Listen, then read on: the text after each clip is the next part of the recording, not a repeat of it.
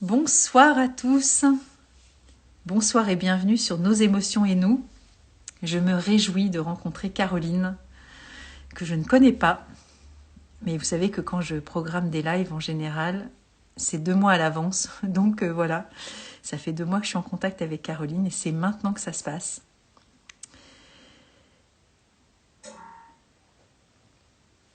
Donc j'espère que vous allez être prévenus. C'est presque prêt, me dit-on. Ça y est! Bonjour, bonjour. Coucou à tous.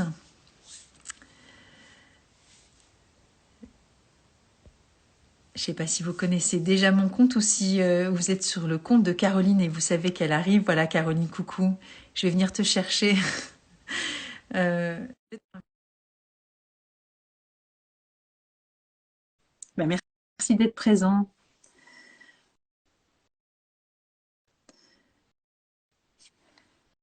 Caroline, te voilà. Comme ça. Coucou.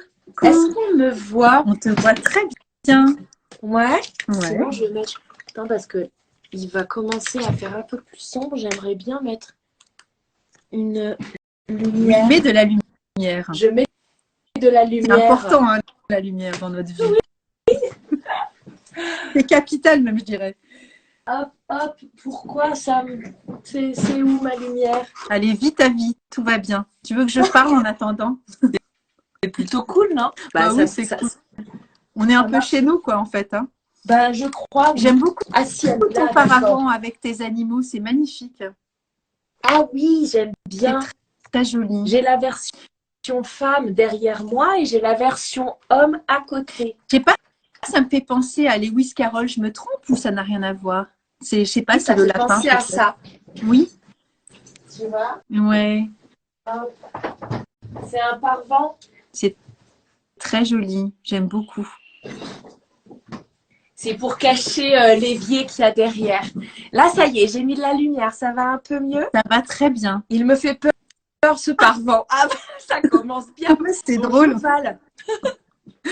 Bon, ben, merci à tous de venir voilà, nous rencontrer. Peut-être voilà, il y a des personnes qui te suivent et puis ben, voilà, celles qui ne me connaissent pas, puis celles qui me connaissent et qui ne te connaissent pas. Je suis vraiment enchantée de faire ta connaissance. J'ai découvert ton compte il y a quelques mois et je suis totalement fan, addict. Merci. Donc voilà, c'est super touchant. J'aime beaucoup, beaucoup ce que tu fais, la façon dont tu le fais, tu le présentes. Et voilà, je trouve que tu es une personne d'une grande qualité, beaucoup de simplicité, beaucoup d'humilité. Et c'est très, très agréable d'écouter ce que tu proposes, des petites capsules très simples. Et ça rend très, très accessible aussi, ce qui peut paraître extrêmement anxiogène, avec des mots très savants de ton titre de travail. Et voilà, je trouve que c'est vraiment chouette. Merci énormément. C'est vrai que j'essaye J'essaye d'être le plus authentique possible. De toute manière, je ne saurais pas faire l'inverse. Et en plus, ça me prendrait trop le temps de devoir jouer quelque chose. Donc, quand je poste, généralement, en plus, j'ai rarement du temps. Donc, c'est oui, des partages authentiques. Et je vais à l'essentiel. C'est clair. Alors, il y a le monde de Val qui dit « On est sous le charme quand on découvre Caroline ». Bah, c'est carrément ça, quoi. Hein, les petits réels me manquent. Ah, mais bon, peut-être que Caroline a plein de trucs à nous dire parce que moi, j'ai vu un truc il n'y a pas longtemps et du coup, sur les ateliers, etc. Je ne suis pas la secrétaire et l'assistante personnelle de Caroline, mais je pense que, voilà, un emploi du temps. Malheureusement, j'ai pas de secrétaire et j'ai pas d'assistante personnelle. Ouais, c'est clair, voilà, et c'est pour ça que j'arrive pas à faire des réels, mais j'en ai plein en attente sous le coude. J'aimerais avoir le temps de le faire. Ouais. C'est hyper chronophage. Après, tu as un cabinet qui est bien rempli. Tu es installé aussi depuis de nombreuses années dans ton travail. Alors, une question. Tu connais un peu les fleurs de bac? Tu les utilises? Tu es réfractaire? Tu connais pas du tout? Dis-moi. Alors, je connais les fleurs de bac. Je vais être dans le plus basique, le rescue. Ouais. Voilà. Tu l'utilises toi-même? Je l'ai utilisé. Maintenant, je n'ai plus l'occasion de l'utiliser, mais parce que j'en ai pas forcément besoin. Ouais. Mais je sais que ça, je l'ai utilisé à des moments de ma vie avant d'être maman, entre 25 et 35 ans, on va dire. Ouais, ouais, Voilà, j'aimais bien ce côté petit roll-on dans mon sac à main. ouais, Voilà. ok. Mais après, ma connaissance des fleurs de bac s'arrête là. Et du coup, bah, moi, c'est mon travail. Et de temps en temps, si on parle d'émotionnel, parce que voilà, ça s'appelle Nos émotions et nous, bah, si tu m'autorises, je pourrais aussi de temps en temps montrer peut-être une fleur ou deux pour parler Bien sûr. des. Alors, c'est pas forcément enrichir le discours, mais cet aspect aussi émotionnel, forcément, tu le sais, ça fait partie inhérente de l'être humain et de notre vie. Et alors, quand on va fouiller dans notre histoire, même sans avoir envie de fouiller, de toute façon, on a déjà accès à tellement d'informations qui sont très, très, très émotionnelles. Et pour le coup, voilà. Moi, j'ai découvert la psychogénéalogie, entre autres, hein, parce que je sais que tu fais pas que ça, mais c'est pour ça que j'avais dit dans la story, tu te présenteras et on parlera forcément un peu de ça au début. Et moi, j'ai découvert qu'un médecin qui s'appelle le docteur Claude Imbert, qui avait mis une méthode au point, donc la thérapie de la vie intra-utérine et des mémoires de naissance, et elle nous faisait aussi revivre notre incarnation, notre gestation, notre naissance, et aussi en relation avec les prénoms, les aïeux, l'histoire des fausses couches, des avortements, des préférences de sexe, etc. Ou des prénoms qu'on porte aussi nous-mêmes en second et en troisième. Et je trouve que c'est tellement extraordinaire. Donc voilà, moi je suis passée par Anne Ancelin Schussenberger sur Aïe mes aïeux, voilà, il y a plus de 20 ans. Cette Ah là là, oui. lecture de folie, quoi. Quand on découvre ça, je pense que Alors, quand ça nous on met... découvre la psychogénéalogie, je pense que c'est exactement ce que tu viens de dire. C'est que tu as l'impression que tout s'éclaire. C'est que moi, j'aime bien cette phrase dans l'idée de je n'apprends rien, mais je comprends tout. Ouais, complètement. Et c'est vraiment ça. C'est comme ça que je le simplifie. C'est que tu n'apprends rien, mais tu comprends tout. Tu as une clairvoyance, ça te paraît tellement fluide, limpide, clairvoyant en disant mais en fait tout fait sens, tout prend sens. Et cette petite phrase est vraiment très ouais, révélatrice de ce qui se passe quand tu travailles en transgénérationnel ou en psychogénéalogique parce que tu viens ouvrir la boîte de Pandore que tu as toi à l'intérieur et tu découvres tellement de choses qui font lien, sens, compréhension et tout te paraît tellement évident que le futur se facilite du coup parce que tu as une lecture de toi et de tes choix et de ta vie et de ton système familial complètement eh bien ouais, limpide, clair. Complètement. Et tu vois, c'est pour ça que c'était une boutade sans en être une. On a besoin de lumière quand tu cherchais ta lampe. Mais évidemment, et tu parles d'éclairage. Non, mais c'est un Oui, truc de fou de mettre cette lumière sur notre histoire. oui, Mais c'est d'une clairvoyance après. Tout est, comme tu dis, tout prend sens. Et alors, j'avais une amie qui avait fait du décodage biologique que tu connais puisque tu es en pratique oui, aussi. Elle avait travaillé avec Claude Sabat et du coup, elle disait la psychogénéalogie, c'était génial et logique en fait. C'est la psycho géniale et logique. Mais c'est tellement logique en fait. Et ça, quand tu dis que ça prend sens, ça, le film se déroule tout seul en fait. Hein. ça simplifie. Ça Complètement. simplifie le complexe, pas le compliqué. Ça simplifie le complexe.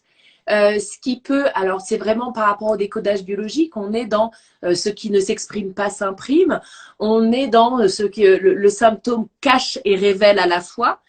C'est vraiment ça en fait. C'est que là, par exemple, mercredi dernier, j'ai fait un atelier de psychanalyse appliquée. C'est d'autres termes pour parler d'art-thérapie, on va dire, mais quelque chose d'un peu plus poussé au Oui, niveau psychique, parce que quand on travaille de l'art-thérapie, on vient pas analyser derrière la création, alors qu'en psychanalyse appliquée, on vient c'est un se peu le servir but, de ce support bien sûr. pour élaborer psychiquement et faire des liens avec le patient. Et j'ai monté du coup l'atelier des masques. Donc, je l'ai appelé Des masques et moi, pour faire Des masques et moi. C'est Et c'est joli, ce que j'aime bien les jeux de mots. j'expliquais. Ouais, j'adore. J'adore. Bah ouais, c'est cool, Moi, c'est mon kiff. c'est clair. La langue française est Elle est tellement. tellement riche, mais je comprends. Exactement. Et c'est double sens, ce langage des oiseaux. Hein. Voilà. Des masques et moi pour travailler les masques et travailler du coup le soi. Parce qu'il y a vraiment ça, c'est que quand on va venir travailler le masque, c'est ce que j'expliquais à mes patients, on va venir déposer en symbole quelque chose où on veut cacher un endroit avec un objet qui va être symbolique sur cet endroit. Très intéressant. Et c'est très intéressant parce que voilà, ça cache et révèle à la fois. Donc on vient cacher quelque chose, mais révéler du coup qu'est-ce qui se cache. Et ça, c'est très puissant. Et d'allier en psychogénéalogie et enchevêtrer ces connaissances psychanalytiques et psychologiques et expliquer pourquoi est-ce que ça fait sens, c'est génial. C'est génial. Et c'est d'une puissance et en même temps, ça paraît ludique, simple. Et c'est d'une puissance extraordinaire parce que les symboles ne sont pas au hasard. Tout est juste parfait, hein, on est d'accord. Je vais juste répondre à une personne dont j'arrive pas à lire le nom, mais elle m'en voudra pas. Oui, il y aura un replay parce que je mets tous les lives que je fais en replay. Et en plus, je pousse le truc jusqu'à le mettre sur YouTube parce que j'ai une chaîne qui permet aussi d'avoir accès pour tous ceux qui n'ont pas ces outils comme Instagram ou comme Facebook. Et du coup, ça permet aussi de partager avec des amis, de la famille qui sont éloignés de ces trucs-là. Génial. Génial. Moi aussi, généralement, je prends la vidéo et je la mets sur YouTube après quand je fais des lives. C'est cool. Bah, si tu veux, on fera moins d'une heure pile. Comme ça, tu pourras la récupérer ou je te l'enverrai en transfert. On se débrouillera. Bref. Mais j'espère qu'on sera pas la dernière fois qu'on se verra. Ah non, bah, alors, ça, j'en suis persuadée. Hein, on fera d'autres lives. T'es dans quel coin? Alors moi, actuellement, je suis à Nice. Je dis actuellement parce que j'ai vécu à Paris toute ma vie. J'ai vécu 10 ans en Bretagne. Et là, ça fait 12 ans à peu près que je suis là. Ok. Et voilà. Mais je suis quelqu'un de mobile. Ça marche. Ouais. Alors du coup, Caroline, est-ce que tu veux quand même un peu expliquer ton travail, parce que tu as parlé de psychanalyse, mais voilà, j'aimerais bien que tu expliques un petit peu aussi tout ce que tu fais. Et puis après, on va rentrer un peu peut-être plus dans le vif du sujet de la psychogénéalogie. Ok. T'es ok? Oui, oui, pas de souci. Alors moi, je bosse depuis mes 17 ans. Donc ça va faire 26 ans que je travaille. 17, ça fait 27, 37. Ouais, c'est ça, 7, 8, 8, 9, 10, 11, 12, 5. Ouais, on en est là. On est pareil, on compte sur les doigts et c'est très compliqué quand même les chiffres dans le cerveau des fois. Ça picote un peu, tu vois, mais voilà. Donc, pourquoi ça fait depuis mes 17 ans et que je le précise, c'est parce que en fait, j'ai fait tout mon cursus, ma carrière professionnelle en contrat de qualification. Donc, en fait, je faisais mes études en même temps que mon travail pour payer mes études, en fait. Donc, j'ai fait aide médico-psychologique où, au lieu de faire 9 mois d'école, bah, ça m'a duré 2 ans parce que je travaillais dans un canton avec les personnes âgées démentes séniles. À chaque fois, en fait, c'était des contrats qui étaient, en fait, les entreprises me payaient pour que j'aille à l'école et que je travaille pour eux. Donc ça, c'est comme ça que j'ai réussi à faire mes études, toutes mes études. Donc très enrichissant aussi comme parcours parce que là, vraiment, on est dans le vif du sujet. Alors très enrichissant, mais loin d'être le plus simple. Hein. C'était vraiment les routes de traverse. Quand à 19 ans, tu fais une toilette de la mort. C'est compliqué. Bon voilà, une toilette mortuaire à 19 ans, ça te laisse un petit peu des traces quand même. Hein, et heureusement que tu as une super équipe derrière et tout ça. Mais voilà, c'est être dans le dur alors que toi, tu es encore une enfant. Soyons clairs, hein, à 17, 18, 19 ans, tu es encore toute jeune pour vivre des gros moments très difficiles. Mais je referai ma vie de la même manière. En fait, c'est un chemin de vie aussi qui te permet d'être dans cette humilité, cette simplicité aussi, quand on a des parcours de vie très dans le dur. Enfin, je suis désolée, hein, c'est un peu une lapalissade. Hein, mais il n'y a pas de secret en fait. Hein, c'est vraiment aussi, c'est les chemins de traverse entre guillemets qui forgent aussi notre âme et notre capacité aussi à être accompagnant, soignant et autres en fait. Hein. Oui, et la personnalité, c'est vrai que oui, enfin. Ça, c'est souvent que je le dis, que le diplôme ne fait pas la personne et la personne ne fait pas le diplôme. Après, il faut faire attention, il y a de très bons professionnels et il y en a des très mauvais aussi. Mais la pratique, en fait, l'expérience, le savoir-faire, il ne s'acquiert pas sur les bancs de la fac, d'après moi. Je pense qu'il y a vraiment un gros cursus où tu essuies des plâtres quand tu es avec une équipe, avec des personnes à accompagner. Donc du coup, moi, avant, donc j'étais travailleur social, j'ai fait aide médico-psychologique. Après, j'ai fait des études d'éducatrice spécialisée. Et après, j'étais cadre socio-éducatif. Et Au moment où j'ai fait cadre socio-éducatif, j'ai repris mes études de psy, où du coup j'ai fait pareil, une demande de contrat individuel de formation hors temps de travail, donc en HTT. Donc il fallait que je sois dans mon quota d'heures de cadre, qui est loin d'être 35 heures. Et en plus, je devais étudier à l'école, à l'IEPA, l'Institut européen de psychologie appliquée, pour reprendre et valider mon cursus de psychoanalyste clinicienne. Donc voilà, toutes mes années de travail ont été aussi des années d'études, et j'ai travaillé avec différents publics, aussi bien du handicap, de la psychiatrie, aussi bien des personnes en errance. Et là, en fait, c'est un peu plus calme maintenant, et c'est pour ça que j'ai repris mes études à l'époque, il y a plus de 10 ans, où j'ai voulu devenir psy, parce que je voulais moi aussi construire une vie de famille, et je me suis dit, mais dans tout ce flot-là, avec un public très lourd, hein, soit de la démence, soit de l'errance, soit de l'handicap, c'est quand même un public lourd de vie. Et puis quand on travaille en institution, tu n'en as pas un pour un. Tu as des équipes, et tu as 80 patients pour 5 professionnels. Enfin, on sait ce que c'est les établissements. Hein. Tu es payé au lance-pierre, et heureusement, comme on dit souvent, on n'est pas payé cher, mais qu'est-ce qu'on se marre. Mais c'était vraiment la devise des établissements, des institutions. Et c'est vrai, c'est que ce qui fait la paye à la fin du mois, c'est pas forcément l'argent que tu as sur ton compte, mais c'est les bons moments que tu passes avec tes collègues et avec les bénéficiaires que tu as en établissement. Et ça, c'est génial. Mais je m'étais dit, je vais pas pouvoir tenir jusqu'à 65 ans. Enfin, 65, on parle pas du 49.3, mais voilà. Hein. Et je me suis dit, va falloir que je fasse du one-to-one, tu vois. Et c'est pour ça que j'ai voulu reprendre des études de psy, pour faire un cabinet, avoir mes horaires.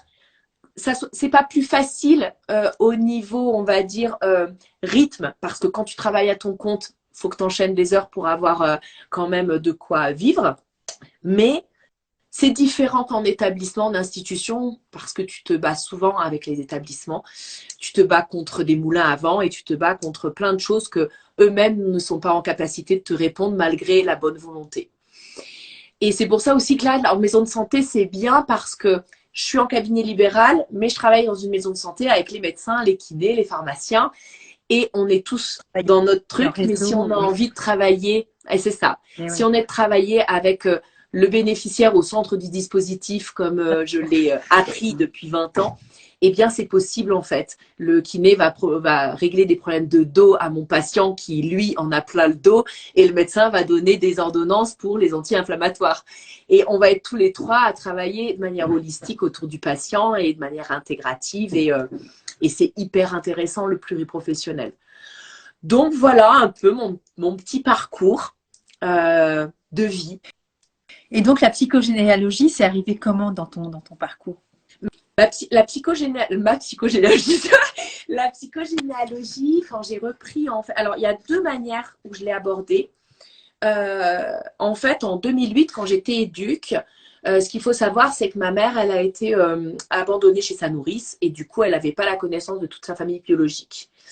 Et du coup, à un moment donné, elle avait 62 ans à l'époque. Moi, j'en avais 2008, j'en avais 27. Et je lui ai dit, écoute, maman, j'ai envie de retrouver la famille biologique que tu avais. Quels sont les éléments que tu avais? Et du coup, elle m'a donné juste un élément qu'elle avait de la pièce d'identité de sa mère, quoi. Elle savait le nom, le prénom, la date de naissance, et basta.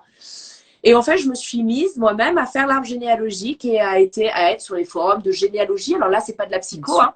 C'était vraiment quelque chose qui était très avoir un besoin de m'ancrer au niveau de mes racines. Et puis, alors je sais pas si je faisais ce cadeau à ma mère, ou si je le faisais pour moi, ou si je le faisais pour moi à travers elle.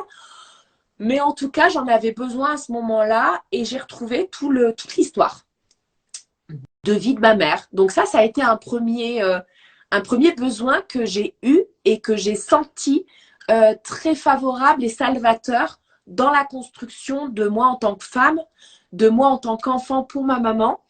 Et de future maman aussi, même si tu ne l'étais pas encore. Mais... Tu vois, et future maman, complètement.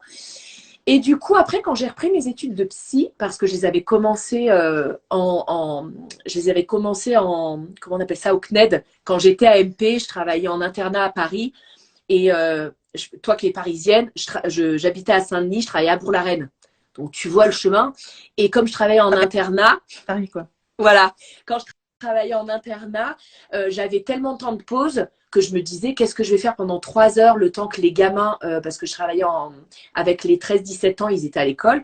Et moi, quand j'étais du matin et du midi, bah, j'avais une pause de 3 heures. Et pareil, quand tu es du midi et du soir, ils sont à l'école. Et je m'étais dit que j'allais faire un doc de psycho par correspondance. Et du coup, ça me comblait mes temps de off quand j'étais à l'Institut national de jeunes sourds. Donc, c'était top. Donc, bref, je Oui, parce reprends que mes tu études. fais aussi le langage des signes. Oui, Je suis au courant. oui. Bah oui, j'ai travaillé pendant 1 an et demi avec les Alors, c'est malentendants, avec les rigolo parce personnes que malentendantes et sourdes. alors moi, j'ai été à l'école rue Saint-Jacques Ok. où et je voyais, j'avais 8 ans, tu vois, et je voyais il y avait une cabine téléphonique à la sortie de l'Institut des Sourds-Muets, c'est quand même assez étrange. Mais je voyais tous ces jeunes qui parlaient avec les signes et j'ai toujours été mais tellement fascinée. Je trouve que Ah, mais c'est top. c'est tellement beau et ça m'a beaucoup touchée de voir que tu avais cette capacité parce que tu l'as appris. Donc, Ouais. c'est Et une de puis tes vraiment, le monde des grandes. sourds est un monde extraordinaire, mais vraiment. Voilà. Et c'est une langue de communication première pour la rentrée dans la vie pour les enfants et les bébés extra. Ouais. Pareil, parce que ça vient vraiment les mettre en tant que sujet dans la famille avec leurs compétences de pensée qu'ils peuvent avoir du haut de leur 1 an et demi.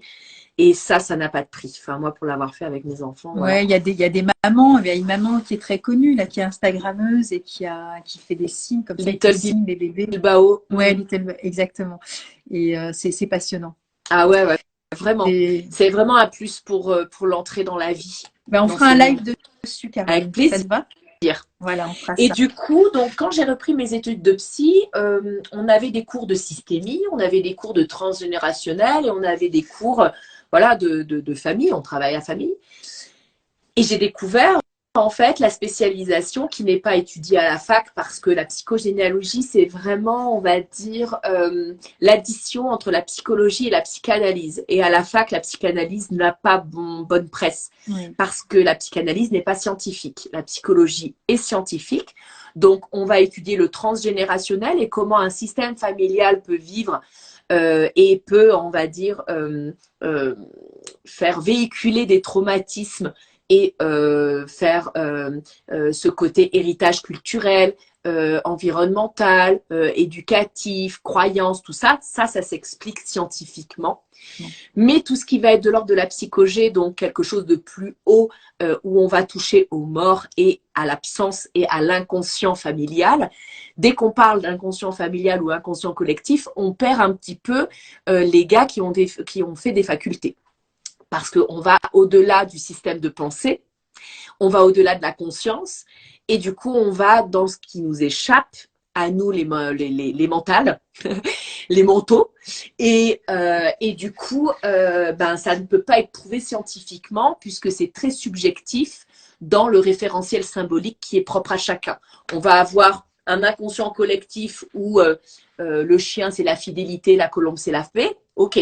Mais après, du coup, moi, si je me suis fait attaquer par un chien, mon inconscient, voilà, mon inconscient n'est pas le même. Et moi, quand je vais rêver d'un chien, si je prends le grand livre de Freud de ben, j'ai rêvé d'un chien, qu'est-ce que ça signifie, n'aura pas la même signification pour moi parce que j'aurai une histoire avec ce chien qui n'est pas la même que le quidam. Et quand on fait cet entonnoir de collectif, familial et individuel, eh bien, ben, on en perd quelques-uns sur les bancs de la fac de psycho parce que ça ne peut plus être expliqué puisque du coup, c'est du singulier. Et voilà, donc la psychogénéalogie va être dans cet enchevêtrement de connaissances, de transgénérationnel, donc quelque chose qui va être très fondé, concret, et quelque chose où on va demander à la personne de venir réfléchir aux sensations qu'il ressent, aux symboles qu'il perçoit, à la traduction qu'il y met, à la définition qu'il donne. Et ça, c'est hyper important de faire le distinguo. On est d'accord, c'est beaucoup plus puissant qu'un référentiel, puisque c'est le nôtre en fait, hein. Tout à C'est fait. aussi aller décoder tout cet inconscient, cette vision du monde qui lui est propre, hein, finalement. Exactement. Donc voilà, et du coup, quand j'ai rencontré ça, je me suis dit, mais ce que j'avais fait à 27 ans, donc 10 ans plus tôt, enfin, non pas 10 ans, 5 ans plus tôt, je me suis dit, en fait, je vais pouvoir avoir une lecture de toute une branche qui m'est absente, parce que du coup, j'avais l'absence de cette connaissance. Et grâce à cet outil, j'allais pouvoir faire vivre quelque chose que je n'avais jamais connu, parce que du coup, c'était la famille biologique de ma mère, que j'avais jamais connue. Et du coup, toutes les questions du pourquoi elle était abandonnée, qu'est-ce qui s'est vraiment passé, quelle pouvait être la possible histoire de cette femme, ma grand-mère, qui elle était une enfant de ses parents aussi, et comment elle a vécu, dans quelles conditions elle a vécu, c'était une fille unique, de domestique. Moi, c'est venu me faire référence à mes années de ménage que j'ai fait pour payer et arrondir mes fins de mois en plus des études que je faisais. Du Et rang en fait, tout, social aussi, du rang bien social, sûr, tout prend complètement. sens en fait. Et tu viens en fait, avec l'arbre généalogique qui est très fonctionnel et concret, tu viens apporter une lumière, on est encore dans ça, une lecture, une analyse, et tout devient tellement évident de sens pour toi que ça vient terminer ce squelette d'arbre, ça vient le mettre en chair et ça te donne à toi, ça te procure de la vie à travers la mort Et, parce que et beaucoup on fait parler les morts et beaucoup de sécurité. Je sais pas ce que tu en penses. complètement. Alors, Et ça, bien j'en parle sûr, pour les enfants. mais oui, Sécurité, mais un totalement. truc de fou, quoi. Mm. Parce que moi, tu vois, je suis pas dans le même cas de figure que ta maman, mais j'ai pas la généalogie complète puisqu'il y a eu l'absence par rapport au père et dans de nombreuses généalogies aussi. Et cette sécurité-là, il y a des choses dont on a déjà connaissance. Alors justement, soit en hypnose, soit en état sophronique, on a aussi des fois des résurgences de quelque chose dont on a certainement la connaissance. Et il y a des fois, il y a des choses qui se retrouvent bien sûr de facto dans la généalogie. Donc c'est pas aussi des fois qu'une construction du mental. C'est aussi une réalité concrète. Et Tout cette à fait. sécurité-là, je trouve que ça vaut tous les je ne sais quoi du monde. C'est tellement. Alors, on parle de nos racines, évidemment, que c'est sécurisant d'avoir des racines. Je crois que je sais plus qui disait, c'était Freud qui disait qu'on peut pas aller dans l'avenir si on ne sait pas d'où l'on vient. Enfin, j'ai une phrase à peu près comme ça, similaire. Et c'est vrai que lorsqu'on n'a pas la connaissance concrète comme ta maman et comme de nombreuses personnes qui n'ont pas cette histoire-là, eh bien, on se pose la question de savoir de cette sécurité-là aussi. Alors, on ne vit pas toujours dans la peur, mais il peut y avoir aussi des choses qui sont de l'ordre de l'insécurité intérieure et dont on n'arrive pas à poser des mots et qui viennent aussi beaucoup de ces zones d'ombre finalement. Totalement. C'est vraiment savoir d'où tu viens te permet de savoir où tu vas, où tu vas pouvoir aller, ou te donner le choix d'y aller. Et de pas subir. Moi, tu vois, je suis vachement dans mes accompagnements ou les séances de consultation à dire, c'est pas le souci de choix ou non choix, c'est d'avoir cette possibilité d'agir en tant qu'acteur et de ne pas subir comme une victime en disant, bah c'est la vie. Ouais, cette fatalité-là, ok, mais prends-la en main en fait. C'est ta vie, t'en as qu'une. Et ben voilà, tu parles de cette fleur wild rose qui dit exactement ça. C'est ouais, c'est ce côté résigné et fataliste en disant de toute façon c'est comme ça. Génial, ça C'est j'adore les génial. petits ponts comme Ouais. ça, j'adore. Parce que pour le coup, non, c'est pas que comme ça. Comme tu dis, on est acteur de sa vie et on peut sortir de cette résignation et de ce fatalisme. Oui, en Rien fait, n'est écrit dans le marbre en fait par rapport à ça. c'est ça. C'est en fait, tout est changeant à partir du moment où tu as un prisme de vision qui va t'appartenir. Alors, je m'explique. C'est que, imagine, euh, demain, avec mes propres croyances, là, on sort de mon cadre, je vais voir une médium. On Ok. sort pas de ton cadre, Caroline, c'est toi. C'est toi à un autre degré de compréhension, moi mais dans c'est un autre toujours domaine. toi, on est d'accord. Très bien. La bonne femme ou le bonhomme, il me voit, il me dit, bah, moi, je pense que dans 10 ans, tu seras là et tu feras ça. Ouais, si je change rien dans ma vie, très certainement, si c'est pas un charlatan, je serai là et je ferai ça. Par contre, si moi demain je me réveille et il me pète l'envie de prendre mes valises, partir vivre à Bubblewed ou je ne sais où, ben en fait, ce qu'il aura dit, c'est pas que c'était pas vrai ou que ça ne s'est pas réalisé, c'est que moi, en fait, j'en ai décidé autrement. Et ça, c'est important de le savoir. C'est que, voilà, quand on dit Mektoub, tu as tout est écrit, ok, c'est écrit, mais en fait, tu as le droit d'avoir ton stylo pour l'écrire aussi. Bien sûr. Et ça, c'est super important de l'entendre de cette manière-là. Donc, qu'on vienne se rassurer, se sécuriser, c'est génial, parce que du coup, ça va venir poser un cadre et un support pour pouvoir advenir et construire.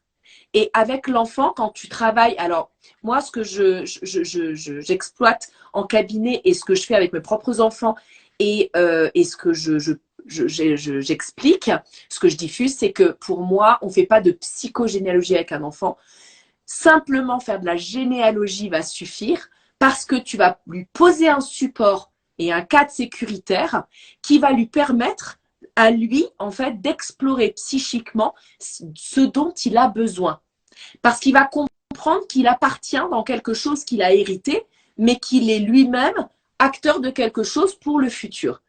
Et à partir de là, c'est tout bénef. Hein, les enfants, ils sont beaucoup plus intelligents que nous parce qu'ils ne sont pas dans le mental. Ils sont dans l'intelligence émotionnelle où ils vont être dans ce côté malléable. Nous, on est comme ça, quoi. On n'arrive pas. C'est compliqué, oui, c'est clair. C'est beaucoup plus simple pour eux, hein, et cette sécurité, elle vient aussi de la parole, en fait. Hein. Ouais. Juste dire les choses, c'est vraiment important. Mais pareil pour l'histoire de ta famille, pour tes enfants, c'est aussi important de comprendre ce qui s'est passé aussi pour la généalogie de ta propre maman, donc leur grand-mère. Et c'est vraiment simple, en fait. Nous, on se prend des fois la tête pour parler de choses à nos enfants, qui n'est pas un problème ni un tabou en soi, mais c'est nous qui nous faisons des fois des nœuds au cerveau inutilement, hein, qui sont tout à fait en mesure de comprendre. Mais oui, complètement. L'enfant, il y a des fois, il nous dit, enfin moi j'en ai deux et une grande que j'ai recueillie. Il y a des fois, ma petite de 6 ans me dit, ah mais c'est ça. Et là tu te dis, ah ouais d'accord. En fait, c'est la montagne qui accouche d'une souris. Ouais. Mais c'est vraiment ça en fait. Et ça peut paraître très complexe. Et en fait, c'est ce que je disais au tout début, cette simplicité qu'amène la psychogénéalogie au complexe de nos événements de vie. Et ça, c'est vraiment important de le noter, quoi. Alors, du coup, tu consultes en psychogénéalogie. Alors, tu as créé des ateliers pour les enfants, c'est ça, dernièrement? Alors, il y a deux choses. C'est que j'ai mon cabinet à titre traditionnel, on va dire, avec de la thérapie classique. Il y a des personnes qui viennent me voir pour de la psychogé. Il y a des patients qui viennent me voir pour de la thérapie classique où je leur dis ça serait bien de faire de la psychogé. Il y a vraiment plusieurs cas de figure. Ce qui s'est passé, c'est que pendant le Covid, la dématérialisation du cabinet par rapport à la visio qui pouvait être proposée, où tout le monde a été un peu initié à cette méthode parce qu'on était reclus chez soi, eh bien ça m'a donné la possibilité de me dire ok, je vais dématérialiser mon accompagnement que je fais en cabinet de manière à ce que les personnes chez elles puissent cheminer sur l'année comme je le fais en cabinet sur 8 à 12 séances parce qu'encore une fois, la psychogénéalogie, il n'y a rien de magique en soi. 1 ou 2 séances ne suffit largement pas, ou alors à ce moment-là, vous allez voir une diseuse de bonne aventure, mais ce n'est pas un cheminement psychogénéalogique, ça c'est important de le dire aussi. C'est pas que ça fonctionne ou pas, il y en a qui vont voir qui ils veulent. C'est juste que quand on a ce cheminement-là, c'est vraiment une thérapie qui a besoin de temps, qui a besoin de conscience, prise de conscience et d'élaboration psychique et de digestion et d'intégration. Tu le fais pas en 2 séances. En 2 séances, moi je pose le décor avec mon patient en 2 séances. Hein. Je ne lui règle pas sa problématique, sinon je serais richissime. Hein. Et tout prend du temps. Mais alors, bon, après, je ne vais pas faire de généralité, mais il y a beaucoup de personnes qui ont envie, alors soit pour les fleurs de bac ou autre chose, hein, mais c'est avoir des résultats sans fournir forcément, donner de leur propre personne et consacrer du temps pour eux, en fait. Hein. puis vite, tout de C'est très suite, complexe. maintenant, Ouais, l'immédiateté, exactement. tu vois. Alors que moi, je leur explique, si vous voulez que ça dure dans le temps et que ça soit pas juste une simple croyance copier-coller de ce que moi j'ai pu vous dire en une séance, faut que ça vienne de vous et il faut que vous ayez la capacité de l'intégrer et D'intégrer que ça soit votre vision des choses et pas la complètement. mienne que je vienne vous plaquer. En 2 séances, tu viens plaquer la tienne par rapport à ce que tu vois de Complètement. l'analyse de l'arbre. Complètement. Et ça, alors je vais dire, hein, généralement, quand il y a l'arbre, par rapport à mon expérience et ma pratique, quand je vois un arbre, je suis dans la capacité aujourd'hui de savoir là où il faut aller et je repère la problématique. Ouais. 9 fois sur 10, je tombe juste. Ok. Sauf si j'arrive à dire à la personne, ben, c'est ça ton problème et c'est ça qu'on va le résoudre, il va avoir cet effet de croyance qui va fonctionner, mais ça va fonctionner un temps. Ça va être un mouchoir sur un problème. Quand il va y avoir un coup de vent, le mouchoir va partir, le problème est toujours là. Et ce côté que j'aime pas du tout dans ce côté grand sachant de elle m'a dit ça donc que c'est ça, ça c'est quelque chose que je ne Alors, cautionne moi pas. non plus, hein. C'est même très Mais dangereux, hein, je dirais. oui, Et il y a beaucoup de personnes qui viennent en disant j'ai consulté telle personne qui m'a dit que non, en me fait. méfie. Personne n'a à dire quoi que ce soit, en fait. Je pense que ça vient déjà de nous. C'est ça. Et c'est vraiment enfin, se réapproprier son propre pouvoir, c'est vraiment important. Et ça ne veut pas dire qu'il ne faut pas consulter, attention, hein. Ah non, Mais ça quand on n'a consulte, absolument pas. voilà, et quand on consulte les bonnes personnes qui sont capables d'autonomiser. Sinon, il y a un problème là. Ah Il y a bah, un problème de jeu il de y a un pouvoir problème de place. et complètement. Et il ne faut pas que la personne que vous allez voir soit supérieure parce que du coup, ben, c'est une mauvaise place. C'est pas la bonne en C'est tout pas la cas. bonne place, on est d'accord. L'alliance thérapeutique n'est pas Voilà. là. Et la réponse n'est pas. Ou alors on veut rejouer des histoires intrafamiliales et ça c'est super intéressant, mais c'est pas le sujet en fait au départ. Mais Mais c'est la pas le personne n'est pas sujet, c'est consciente. ça. Voilà, c'est ça. Donc du coup, moi, je me suis dit que j'allais dématérialiser donc les 8 à 12 séances avec un accompagnement et parce que je savais pas le Covid jusqu'à, comme tout le monde, hein, jusqu'à quel moment ça allait durer. Donc du coup, j'ai des programmes en ligne qui sont destinés à la psychogénéalogie. J'ai toujours mes patients en présentiel ou en visio en psychogénéalogie. Et j'ai créé, j'ai mis une année à le monter, donc l'atelier de généalogie avec les enfants, où là, ça a été plus difficile à créer parce que autant pour moi, il a été facile de dématérialiser ce que je faisais déjà en cabinet et que en fait, j'avais juste à reprendre mon déroulé. Autant là, pour les enfants, ça m'a valu le besoin et la nécessité de mettre ma casquette d'éduc, ma casquette de maman, mon prisme de vision, comme je dis, de psy, sans être dans la psychologie parce que on ne fait pas de psychogénéalogie avec les enfants et que je voulais en fait un support qu'il soit ludo-éducatif, pratico-pratique, un peu tous les sens que tu peux mettre dans ce côté un peu Montessori où l'enfant va jouer et va s'en saisir et va apprendre que la généalogie, c'est bien plus que poser son arbre et qu'en fait, ça va être toutes les choses qui vont pouvoir l'entourer, qui vont prendre référence à il y a un avant, il y a un pendant, il y a un après. C'est ça la généalogie. Avant, pendant, après. Et en fait, tu vas pouvoir trouver dans ton quotidien plein de petites choses qui font que tu vas amener ton enfant à lui dire regarde, tu es là. Donc le repère spatio-temporel, ce qui va venir le sécuriser avant, pendant, après. Et c'est rien de plus à ce moment-là, en fait, entre les 7, 10, 12 ans.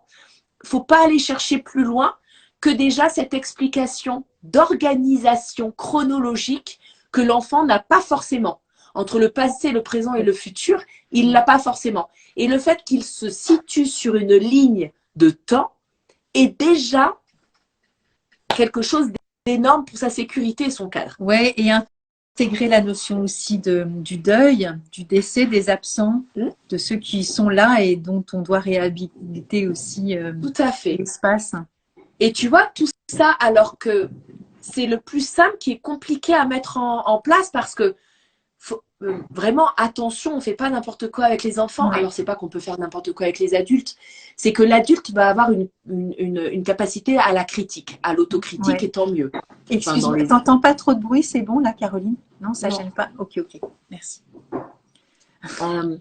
L'adulte va avoir une autocritique ou un regard, un recul qui peut analyser. Un enfant, il va gober, il va être en fragilité, un peu comme quand on disait là en début de live, où les personnes qui vont venir et qui vont être dans cette attente, dans cette errance médicale Ouais. ou dans cette fragilité psychique, il est facile de leur mettre des souvenirs en tête, il est facile de leur faire mettre des croyances.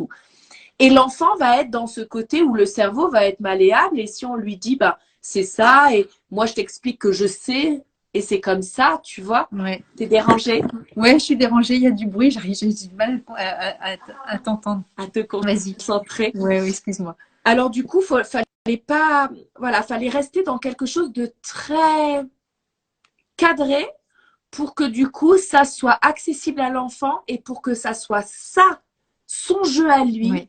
et sa prise en main. Et ça, c'était pas beaucoup, enfin, c'était vraiment plus difficile que dématérialiser mes consultes, en fait. Ouais. Et du coup, tu t'adresses aussi aux thérapeutes, hein, c'est ça? Oui, thérapeute, psy et parents. Ok, ok. Et instit. Et alors, comment tu fais quand tu as des patients, justement, bah, qui n'ont pas des branches de connaissances? Parce que c'est fréquent, j'imagine. Oui. Oh bah oui, carrément. Eh bien, on va la construire. Ouais, On vient nommer les ok. absences. C'est que quand on ne connaît pas, eh ben, c'est pas impossible de nommer la fonction. Je dis nommer la fonction parce que tu vois, ce week-end, je disais à mes enfants, un jour, je vais compter le nombre de fois que vous m'appelez dans la journée. Maman, maman, maman. Et à un moment donné, en fin de journée, je leur ai dit, mais j'en peux plus d'entendre ma fonction parce que je m'appelle Caroline. Alors, ils vont pas m'appeler Caroline, évidemment. Enfin, il y a des parents qui se font appeler par leur prénom, c'est pas un souci, enfin, ça la regarde. Mais moi, ils m'appellent maman. Et en fait, je disais, c'est même pas, on m'appelle même pas, moi, la personne, on appelle ma fonction. On a besoin de maman. Et je pense que si c'est pas plus de 150 ou 200 fois dans la journée, quand je les ai 24 heures avec moi, c'est ça, du matin au soir. De toute Bah, façon, ils c'est se ça. réveillent, c'est maman. Ils se couchent, c'est maman. Et quand j'étais enceinte de mon deuxième, je disais à mon mari, je me ferai pas à la voir. Je dirais que je m'appelle papa, comme ça au moins il y aura qu'un nom, ça sera papa et c'est toujours toi qui iras. Et mais du coup, le maman omniprésent, il y a un moment donné, c'est étouffant, quoi. Et du coup, voilà, nommer les absences par leur fonction, par le monsieur X ou madame Y, par la maman 2 ou maman deuxième ou parent 1, parent 2. Voilà, nommer la fonction de l'absence. Et puis après, tu peux vraiment jouer aussi avec les substituts parentaux que les personnes ont pris, du coup. Qui a remplacé, qui a fait fonction de. Donc on est encore sur la fonction, mais c'est important. Sur des amis qui sont plus proches, sur des parrains-marraines, sur des oncles, des tantes. Et puis pour ceux, par exemple, moi j'ai travaillé en ITEP, c'est un institut thérapeutique d'éducation et de pédagogie, c'est vraiment tout ce qui va être et de psychologie. Les enfants qui sont souvent placés à l'année sans avoir de famille d'accueil. Et du coup, ils sont là, la famille, c'est toi en fait, c'est l'éduc. Même s'il faut pas dire ça, parce qu'à l'école, on ne nous apprend pas comme ça. C'est pas bien de dire je t'aime à un enfant quand tu es en institution et pourtant tu leur dis je t'aime. Tu es là au coucher, tu es là au lever. Même à Noël, tu es avec eux. Enfin, en institution, quand la famille ne vient pas les voir, tu es la famille de leur enfant. Et je trouve ça, le cadre ou la barrière, tu vois, c'était quelque chose en institut où moi, c'était difficile pour moi. C'est que pour moi, le cadre et la barrière se met ailleurs Bien sûr. que Mais je suis dans cette... complètement d'accord. Mais ça fait du bien de l'entendre d'un professionnel, tu vois, parce que moi, quand je le pensais de façon intrinsèque, sans avoir fait, voilà, ton parcours, je me disais, je suis pas légitime pour penser un truc comme ça, alors que d'instinct, mais c'est une telle évidence, la barrière, elle est pas à ce niveau-là, en fait. Non, Et ces enfants ont tellement besoin d'amour qu'on peut pas leur retirer. Enfin, c'est pas possible, quoi. C'est inhumain de se comporter comme ça, finalement. mais Après, je vraiment. comprends les enjeux, etc. Je comprends. Mais ça Oui, reste quand même beaucoup dans les bouquins et c'est pas la réalité de ce que l'enfant vit, je en pense fait, qu'il hein. faut en être conscient pour en savoir les limites. Ouais, c'est clair. Mais après, tu vois, mais même avec les personnes âgées, hein, quand on te dit faut les vous voyez, alors qu'il y en a qui te demandent de les tutoyer, moi je leur dis souvent le vouvoiement, c'est pas le respect en fait. Tu peux très bien Bien sûr. tutoyer, tu peux très bien Complètement. vous voyer une personne et lui manquer de respect. Complètement. Quand on te dit à côté de ça, mais oui, mais le vouvoiement, c'est le respect. Bah en fait, non. Tu C'est peux pas très le bien plus vous beau voyer et geste. manquer de Bien respect sûr. et tutoyer et avoir beaucoup de respect. Voilà, c'est vraiment un positionnement.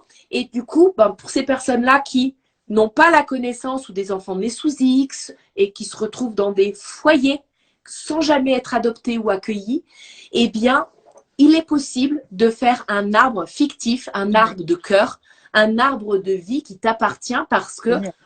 eh bien, tu repères des personnes qui ont été importantes dans ta construction. Ça va aussi pour les personnes qui vont se séparer et qui vont plus jamais voir leur mère ou leur père et que y a un autre homme ou une autre femme qui va prendre en fait cette fonction. Et là, en fait, ce qui est hyper important, je l'expliquais tout à l'heure parce que j'ai fait un tournage sur de la psychogénéalogie et j'expliquais, je vais te chercher mon petit truc. J'expliquais que quand on travaille avec les enfants sur les poupées russes, alors, on a cette vision très génétique, hein, dans ce côté où l'enfant va être dans le ventre de la mère, dans le ventre de la grand-mère, et ainsi de suite. Tu peux aussi, et ça c'est très important, prendre des poupées russes masculines et dire à l'enfant, tu étais dans ton père avant, ce qui est Bah, fonctionnellement c'est vrai, clair. dans grand-père avant et tout ça. Dans ce résultat, ce qui est bien, c'est que ça exprime à l'enfant garçon qu'il est dans une femme à la base et qu'il a son côté féminin. Et ça explique à une petite fille qu'il a aussi la connaissance du masculin et qu'elle a en elle du masculin. Et c'est nos deux parts. Hein. On a du féminin dans le masculin, on a du masculin dans le féminin. Donc ça va venir envelopper. Au-delà de l'aspect génétique de tu étais dans le ventre d'eux, j'aime bien cet aspect symbolique de tu es un petit garçon ou une petite fille ou un non-genré, on n'est pas là pour ça, hein, on s'en fiche, tu es un enfant. Et quelqu'un va venir t'entourer, t'envelopper, te protéger. Et on n'est plus dans la génétique, on est dans la protection de bras comme une maman poule ou un papa pingouin qui va venir en fait envelopper. Et là, on n'est plus dans tu étais à l'intérieur du ventre et c'est pour ça que tu es mon enfant, mais plus ça, tu as été dans mes bras et c'est pour ça que tu es mon enfant. Et ce côté enveloppement, amour, ça vient vraiment, comment dire, déculpabiliser toutes les familles qui peuvent être aujourd'hui monoparentales, homoparentales, accueil, recueil, adoptives, parce que en fait, on comprend qu'ok, on a la génétique qui fait la psychogénéalogie, mais on a aussi le cadre et l'environnement qui fait la psychogénéalogie. Parce que l'énergie psychique de la famille accueillante va envelopper l'enfant, puisqu'il va grandir dedans. Et ça, c'est super important. Bah, tu vois, ça me rappelle moi quand j'ai fait ma thérapie de sophranalyse avant d'être thérapeute dans ce domaine-là. Ma séance, ça s'arrêtait avec, enfin celle-ci, c'était sur le contact avec la mère. Et je me disais, c'est bizarre parce que voilà, j'étais dans un état un peu, tu vois, sophronique, on va dire. Et je me disais, c'est bizarre, je vois ma grand-mère, je vois pas ma mère. J'avance dans la séance et je dis, écoute, je suis désolée, je vois pas ma mère, c'est quand même vachement bizarre. Je vois pas ce que ma grand-mère vient foutre là. Bref. Et elle me dit, quel est le mot qui te vient? J'ai dit abandon. Je dis, je comprends pas pourquoi. Et j'ai appris 4 ans plus tard, dans une boîte en métal que je trouve chez ma grand-mère, une lettre avec l'écriture de ma mère. Et je vois la date et je me dis, tiens, c'est marrant, j'ai 3 mois. Tu sais, le cerveau va très vite. Hein. Et je vois, je pense à vous, machin, ça, je vous embrasse, comment va Thalie, voilà. Et là, la colère monte. Tu vois, ça aurait pu être une lettre du genre, je suis partie, je sais pas, dans le patelin d'à côté, hein. Et moi, la colère monte en fait. Donc je savais que dans mes cellules, qu'il y avait un truc qui n'était pas normal. Et je regarde ma grand-mère, je dis, attends, c'est quoi ce délire là? J'étais pas avec ma mère à 3 mois. Et elle me dit, bah non, tu sais très bien, ta mère est repartie sur Paris et c'est moi qui t'ai élevée. Donc dans ma séance, 4 ans avant, ma mère n'était pas là. Et elle m'a toujours dit, t'as jamais voulu boire de mon lait parce que tu voulais pas de mon lait. Mais non, c'est pas moi qui voulais pas de son lait, c'est elle qui s'est barrée. Et tu vois que la psychogénéalogie, donc là par rapport à la poupée russe et l'enveloppement, j'ai été enveloppée par les bras de ma grand-mère. Donc on peut aussi avoir des mères de substitution aussi dans les moments où on n'a pas recréé ce lien finalement dans la physiologie aussi. Et bien sûr que ma grand-mère n'est pas ma mère, hein, ok, c'est ok, mais dans le lien d'amour, c'est quand même ça que j'avais contacté. Et donc c'est important aussi de, j'aime bien raconter ça parce que je n'avais pas l'information. Ma mère ne m'avait jamais donné cette info. C'est ce courrier que j'ai vu en avril 63 et je me dis, mais attends, je suis née en janvier, il y a un problème là. Et du coup, quand on n'a pas l'info, on peut aussi avoir les infos. C'est pour ça que j'aime bien aussi raconter ça parce que c'est très sécurisant aussi de se dire que ok, mais il y a des choses aussi qu'on sait finalement. C'est à l'intérieur de nous, il faut juste aller les chercher. Complètement. Et avoir la bonne personne et le bon accompagnant pour aller les chercher en fait. Exactement. Parce que c'est quand tu te sens en sécurité que tes mécanismes de défense s'ouvrent. Exactement. Et vraiment, je pense que c'est vraiment si un message ce soir à faire passer, c'est ça. C'est vraiment la sécurité par rapport à ça. Soyons vraiment en état de certitude que cette sécurité existe et quand on a des bons accompagnants, on peut être vraiment, dans cette forme de réappropriation de son histoire, de cet amour aussi de soi, de ses valeurs personnelles, aussi à travers ces voiles qui se lèvent et chacun reprend sa place et sans jugement, encore une fois, moi je suis pas ni dans une posture de victime et que ma mère a été le bourreau, c'est pas le sujet parce que on n'est pas là-dedans. Parce que ce travail-là a été fait et puis déjà, ça s'est jamais imposé comme ça. Mais voilà, je trouve que c'est vraiment important d'être complètement en sécurité par rapport à ça. Oui, on a toutes les infos. Complètement. Et en fait, avoir la possibilité de tirer toutes les ficelles qui nous sont, tirer toutes les ficelles qui nous sont propres à nous avec, tu vois, quand tu disais, mais ça fait partie de toi, c'est pas hors cadre, c'est dans ton cadre parce que tu es toi. C'est vraiment la possibilité d'être au clair avec ce que tu es et dire, ok, là, je prends cette casquette-là, je prends cette casquette-là, celle-là, celle-là. Et en fait, c'est le tout qui fait la richesse. Complètement. Et ça, c'est super important, tu vois. Je crois, on a beaucoup de choses à se dire. Hein. Je crois, oui. Moi, j'ai une patiente cette semaine c'était cette semaine oui, c'était hier. On est mardi. Oui, c'était hier. Je sais même plus quel jour on est avec ces ponts du mois de mai. Qui m'a dit, tu sais, il y a 5 ans, tu m'avais dit quelque chose par rapport à ma mère. Eh bien, genre, le week-end dernier, elle lui a dit, oh, j'ai compris ce que tu m'avais demandé il y a 5 ans. Donc, en fait, moi, ma patiente, je lui avais dit par rapport à ta mère, la psychogé, clac, clac, clac. Et sa mère, à l'époque, elle lui avait dit, pas du tout. Ta psy se trompe. Rien du tout, rien à voir. Et là, donc 5 ans plus tard, la semaine dernière, elle lui dit, oh, je comprends ce qu'a voulu dire ta psy, ça fait sens. Et oui, je vais te raconter une histoire que j'avais oubliée. Elle avait mis, donc la mère de ma patiente, avait mis le voile, un grand voile, sur un moment de sa vie qu'elle voulait pas avoir. Elle n'y avait plus accès. Elle ne voulait pas lui mentir. Bien sûr. Elle ne l'avait plus en accès. Complètement. Et ça, j'adore ce genre de... Déjà, moi, je fais tout comme ça en séance et je fais « Et c'est qui la meilleure ?» Voilà, bon, ça, l'humilité, là, pour le coup, pas du tout. On a le droit d'avoir de l'humour aussi, hein, Caroline, quand même. Ils le savent, mes patients. Oui, mais je pense que c'est pour ça aussi qu'ils viennent me voir. Et parce que justement, l'humour fait partie aussi de la sécurité. C'est-à-dire de dédramatiser, de désacraliser aussi certaines postures. Tu vois, justement, comme tu disais, le sachant. c'est toujours un peu flippant d'être devant quelqu'un, entre guillemets, tu te mets à poil et si tu as une posture de satisfaction personnelle, c'est pas possible. Non, c'est dégueulasse. Ouais, C'est puis dégoûtant. c'est un autre monde, quoi. Alors, je suis en train de relire s'il y avait des besoins, peut-être des attentes. Ouais. Alors, il y a quelqu'un qui dit, j'ai été accompagnée par une thérapeute avec les fleurs et ça m'a vraiment aidé, donc pas c'est chouette. Après, ou alors j'ai répondu sur le replay, je vais être juste sûre de pas laisser. Euh, Des messages, ah s'ils ont des oui, questions, ouais, ouais, n'hésitez ouais. pas. Alors c'est quoi le décodage biologique? Ben en fait c'est la symbolique des mots MAUX avec une forme d'inconscient qui fait que voilà, on arrive aussi à décoder le sens de la maladie avec nos troubles émotionnels, psychologiques, psychothérapeutiques, etc. Enfin, notre histoire de vie, en fait. Hein. Tu veux En dire autre fonction chose? de nos organes, en fonction du symbole que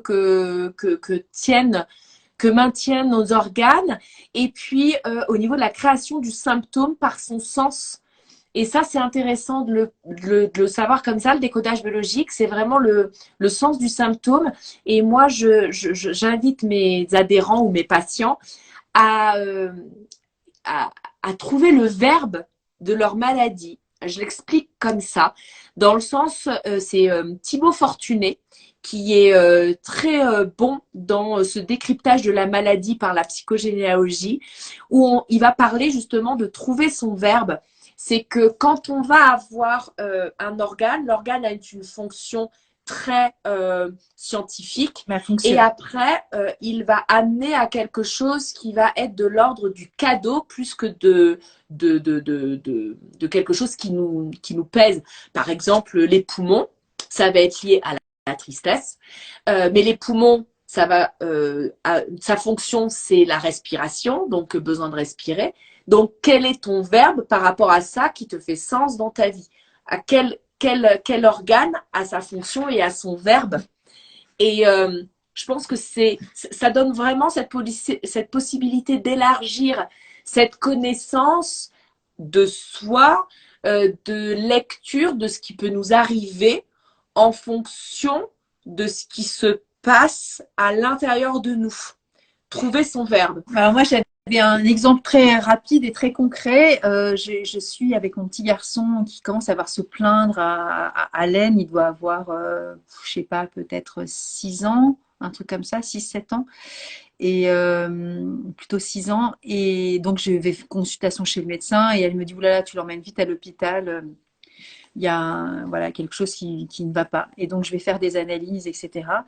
Et au départ, il avait mal au genou. Il avait un espèce de un petit quelque chose au genou, un petit bobo qui a commencé à dysfonctionner. Et donc, voilà, il y avait aussi un problème à l'aine à cause du bobo qui est en train de s'infecter. Et en fait, elle me dit, je crois que c'est une lymphangite. Et j'ai appelé tout de suite mon amie Anne au téléphone, entre le médecin et l'hôpital. J'ai mis le haut-parleur. Et j'ai dit, Anne, écoute, est-ce que tu peux nous aider? Est-ce que tu peux aider le fiston là qui a besoin de soutien? Et elle m'a demandé de quel côté était le genou, c'était le droit, le gauche, et c'était l'inquiétude pour le sang. Et c'était, en fait, c'est ce week-end-là, il a attendu tout le week-end son papa qui a pas pu venir le chercher, voilà, pour son week-end. Et en fait, il se faisait du mauvais sang pour son père. C'est venu cristalliser à Exactement. cet endroit-là du genou. Exactement, exactement. Et donc, il a entendu ça et ça a été tout de suite capté comme quelque chose d'extrêmement important, parce qu'il a compris que son corps était en train de symboliser son inquiétude et de marquer vraiment le coup aussi. Voilà, alors ça aurait pu être plus grave si on était passé à côté. Donc voilà, on est allé à l'hôpital, ceci Bien bien sûr. passé. On est ressorti plusieurs heures après, mais c'était OK. Mais voilà, le corps, il manifeste aussi des troubles en fonction, et il choisit aussi des organes qui vont nous parler de quelque chose de très, très singulier. Tout à fait. Donc voilà, je pense qu'on a répondu à la question, mais c'est un sujet très, très, très Oui, intéressant. parce que le décodage biologique, tu peux vraiment, en fait, le décoder pour le coup, sous différents aspects. Tu as le langage des oiseaux, comme on disait tout à l'heure, avec Démasquez-moi. Et là, par exemple, le genou, on va dire l'individu dans la famille, dans le nous, dans quelque chose, voilà. Après, la fonction du genou, c'est servir. Tu vas te mettre à genoux pour servir quelque chose. À quoi ça te sert? Et en fait, tu vas venir comme ça, éplucher comme un oignon plusieurs sphères de ton élaboration psychique que tu vas faire avec ta thérapeute. Et tu vas pouvoir venir travailler sur toi, ta positionnement de la famille, par le langage des oiseaux, du jeu, nous. Tu vas pouvoir, dans la fonction de servir, à quoi sert ton père, ta mère, à quoi tu sers dans cette famille. Et en fait, ça donne des supports au verbe, des supports à l'explication et à l'expression. Et tout ce qui va être exprimé, ça va donner de la catharsis et ça va plus être imprimé à l'intérieur de toi. Et ça va favoriser, je dis bien favoriser parce que ça ne va pas guérir, ça va favoriser la guérison, l'acceptation. Exactement. Et ça, c'est très important. C'est très important parce que ça nous redonne encore une fois le pouvoir aussi d'essayer de comprendre ce que le corps n'est pas en train de nous punir, mais il est en train de nous informer qu'il y a un dysfonctionnement. Et tu vois, par rapport aux fleurs de bac, c'est un médecin qui a mis au point ce système-là, un médecin immunologiste, bactériologiste, chirurgien, homéopathe. Donc lui, son chemin, c'était ça aussi, c'est de comprendre aussi le symbole de nos émotions et de comment le corps nous parle aussi de ce déséquilibre émotionnel. Et voilà, la maladie n'est là aussi que pour nous dire qu'il y a un dysfonctionnement. Et donc ce dysfonctionnement, quand on le prend aussi, même si c'est un bouton de fièvre, ça donne quand même des indications. On n'est pas obligé non plus d'avoir des grosses pathologies pour prendre attention. C'est ça. Mais souvent, les boutons de fièvre, c'est en réaction à de la fatigue, un grand stress, une honte inavouée sur des parties du coup buccales de ce que l'on aurait aimé ou pas, ou ce qu'on a fait pour nous punir, voilà. Ça peut tellement être décliné. Et puis après, ça peut être aussi d'ordre médical et puis basta. C'est que c'est important aussi de le remettre dans un contexte. C'est clair. C'est vrai, ça peut aussi ne pas faire sens et dans ces cas-là, ça peut être aussi tout à fait d'ordre médical et on a le droit d'avoir un bouton de fièvre sans forcément… On a tous les droits. Par contre, ce qui est intéressant, c'est de se dire, ok, c'est quand même… On a le droit aussi de se dire, tiens, comme par hasard. Exactement. Voilà. Comme quand on loupe une séance de psy, on se dit, tiens, c'est bizarre, elle n'est pas venue. Qu'est-ce qu'elle veut éviter? Exactement, on est OK. Donc, il y a Émilie Josse qui très gentiment nous dit coucou les filles et qu'elle nous embrasse. C'est mon amie avec qui je fais des séjours de psychogénéalogie, qui est ostéo. Ouais, je sais. Alors, du coup, moi, elle me suit aussi parce que je fais des lives avec une femme que j'adore, que j'ai rencontrée sur, pareil, en message privé, qui s'appelle Elisa Boileau et qui est sage-femme et ostéopathe. Et qui fait beaucoup de stages pour les professionnels de santé, donc voilà, les ostéos. Et du coup, Émilie connaît bien aussi. Et oui, Émilie, elle a une spécialisation d'ostéo aquatique et elle fait beaucoup d'accompagnement intra-utérin. Et d'ailleurs, sur mes séjours, elle fait, sur nos séjours, c'est pas les miens, c'est les nôtres. On a été fondatrices de toutes les deux de nos séjours. Et elle fait la partie mémoire intra-utérine en transg. C'est génial. Et du coup, je fais un peu la même chose avec les fleurs de bac avec Elisa, donc c'est parfait. Oh, génial. Donc, tu viennes sur un des séjours. Ah, bah écoute, avec joie, Caroline, franchement. À programmer. Évidemment. Et à programmer. Alors, il y a Le Monde de Val qui dit que ça ne doit pas être simple, en effet, comment relativiser et mieux les vivre. Alors là, je ne sais plus parce que du coup, j'ai pas voulu t'interrompre parce que c'est un peu, c'est pas le sujet non plus. Je discute souvent avec Val et j'ai un live avec elle mardi prochain. Ok. Donc, elle me la posera parcours. Sacré parcours, tes études ont duré combien de temps? 27 ans en fait, et c'est pas fini. Mes études, j'ai fait 2 ans d'AMP, 2 ans de DUG par correspondance, 3 ans d'EduxP, 5 ans de psy. Voilà. Mais tu sais, c'est pas comme au loto en fait. Tu n'additionnes pas pour avoir le bac plus machin. Ouais. En fait, tu as juste un bac plus 5, point barre. Hein. Ça s'accumule pas. Ouais, tu as quand même une riche expérience aussi de terrain. Tu vois, au-delà des études, c'est ça. Je pense que c'est plus, ouais. C'est ce qui me décrit le mieux. C'est vraiment l'expérience de ma pratique et du terrain que je peux avoir. C'est un peu comme quand tu reçois ton bulletin de notes. Ce qui est important, c'est pas forcément la note, c'est l'appréciation de ce que tu en as donné. Tu peux avoir un 12 très haut comme un 12 très bas. C'est selon ce que tu en fais de ton 12. Ouais, et puis selon ce que tu en fais, et puis après retrouver cette confiance dans cette valeur personnelle, ça, personne ne pourra nous la donner finalement. Non, ça c'est clair. On est OK. Alors le monde de Val du coup qui dit tu fais peut-être plus comme ton cœur le dit, pas ce qu'on te dit de dicter, qu'on te dicte. Ça, c'est vrai. C'est vrai. Valais, elle est à fond, elle continue. Le langage des signes, tu vois, c'est il y a très longtemps ça déjà. Pour les bébés en crèche, ça se met en place, dit-elle. Ça Oui, marche ça se met en bien. place. Bah, moi, je Et les c'est un bel forme, donc échange. ça se met bien en Ouais. place. En fait, c'est quelque chose qui est de l'ordre du classique au Québec et en Belgique. Et nous, la France, on a un petit train de retard là-dessus, Oui, bah comme oui. sur beaucoup de choses. Et ça se met en place tout doucement, ouais, carrément. Bah, c'est important. Après, je trouve que les réseaux sociaux sont juste exceptionnels pour ça, quoi, hein. C'est un truc de fou, quoi, parce que l'information passe à une vitesse fulgurante. Beaucoup plus Hein? vite, ouais. Parce que moi, tu vois, je fais des ateliers bébé senior depuis 7 ans à peu près. Ouais, ouais. Et puis, je l'ai fait avec ma grande qui aujourd'hui a 6 ans et demi. En tant que maman, pas en tant que pro. Et tous les ans, en fait, j'ai des ateliers que je donne bénévolement à la communauté de communes du Pays des Écrins, où il y a une dizaine, une douzaine de familles qui en bénéficient une fois par an. Et du coup, ça, c'est cool aussi. Tu vois, c'est mon côté social. Et ça, je veux le garder. En fait, ce que j'aime bien, c'est qu'aujourd'hui, j'interviens dans les institutions parce que je donne des formations. Ça fait 10 ans que je suis formatrice. Ouais. Donc, j'interviens dans les institutions, mais j'en ai plus la lourdeur.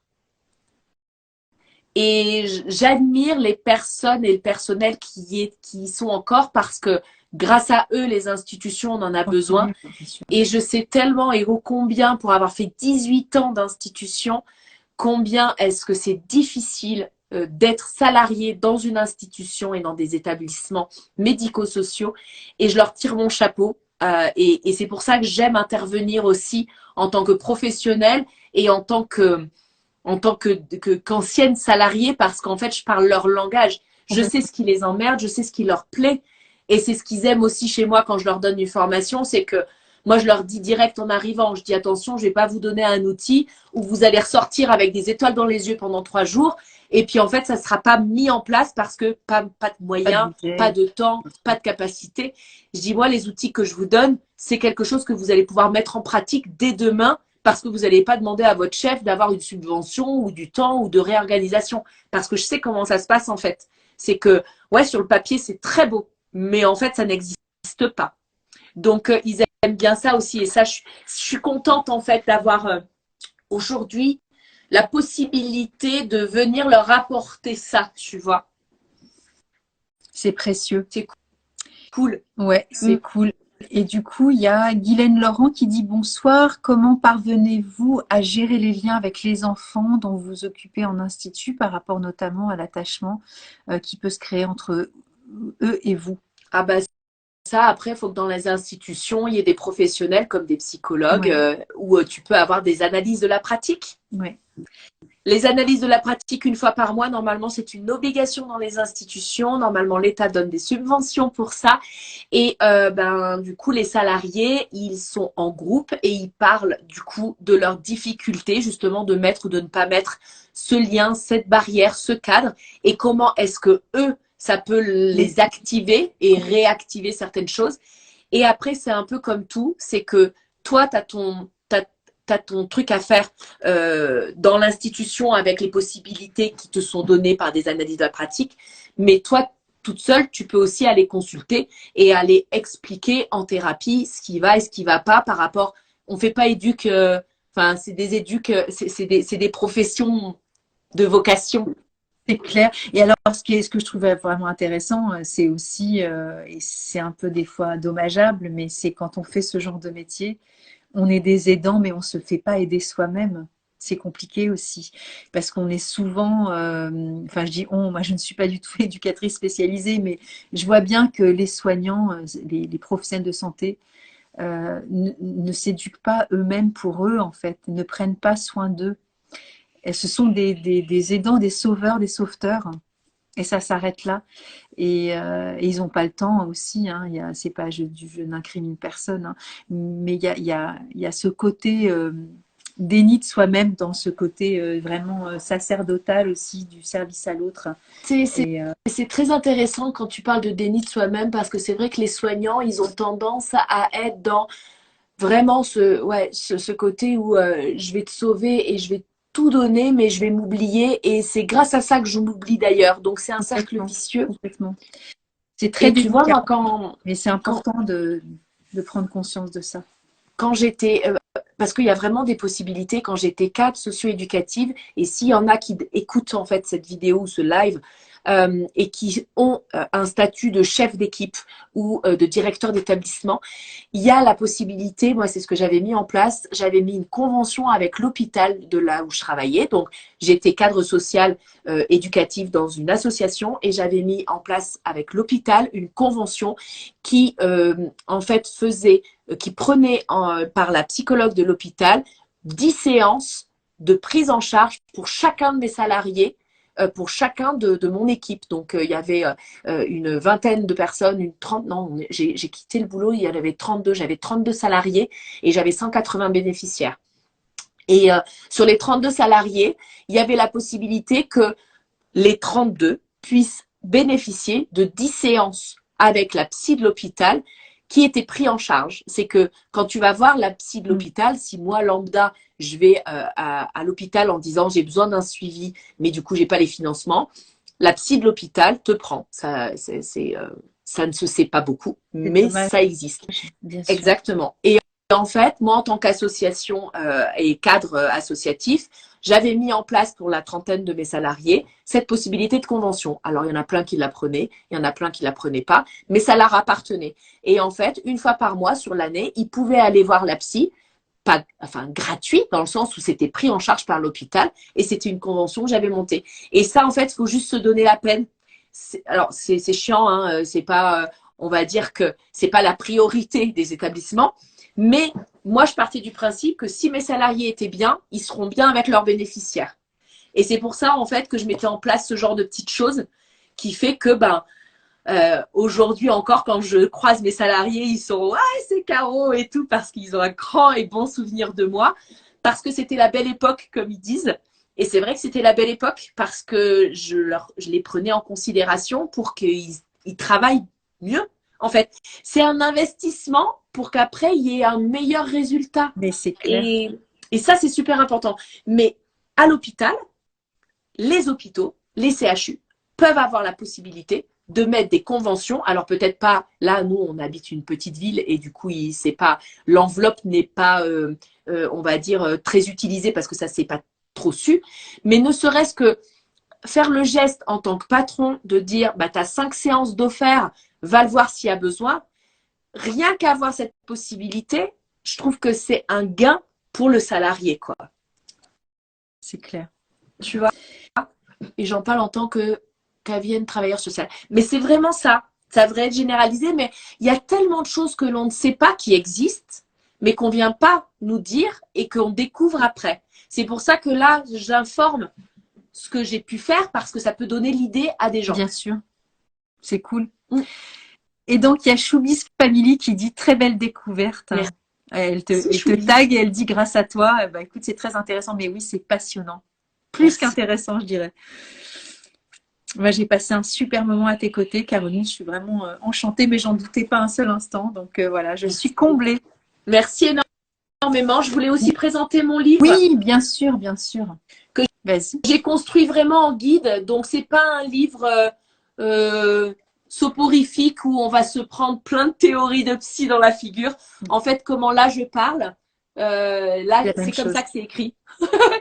Et il y a vraiment des petits exercices pour que du coup vous puissiez cheminer de manière psychogénéalogique les premiers pas de votre changement et de votre amélioration de compréhension de votre vie et de votre famille en fait. Alors, quand je vais mettre la vidéo en ligne, je vais toujours chercher les coordonnées. Donc, je mettrai les références de ton livre et tout ça. Super. Et comme ça, sous YouTube, il y aura tout en fait. Je rends les gens autonomes, ils vont se débrouiller après et ils sauront te chercher et te suivre. Merci énormément pour cette invitation. Merci à toi d'avoir accepté et je suis vraiment enchantée de cette rencontre. Alors, on va en refaire d'autres. Oui. Alors, le prochain, ce sera sur le langage des signes. Et on pourra en faire un sur le pareil décodage biologique, le sens, le symbole. Avec grand plaisir. Voilà, avec joie. Et puis si tu veux qu'on fasse un live à 3 avec Émilie pour parler de votre programme, On peut aussi se faire un programme comme ça. Ah, ça peut être génial, même à 4 avec la sage-femme. Ah, mais c'est parfait. Oui, on peut faire ça avec Elisa. Ça peut Ok. être hyper intéressant de le programmer pour la Exactement. rentrée, tu vois. Exactement. Ouais, On fait ça. avec, avec grand plaisir. Bah, merci à toi pour les horaires aménagés pour ta famille. Hein.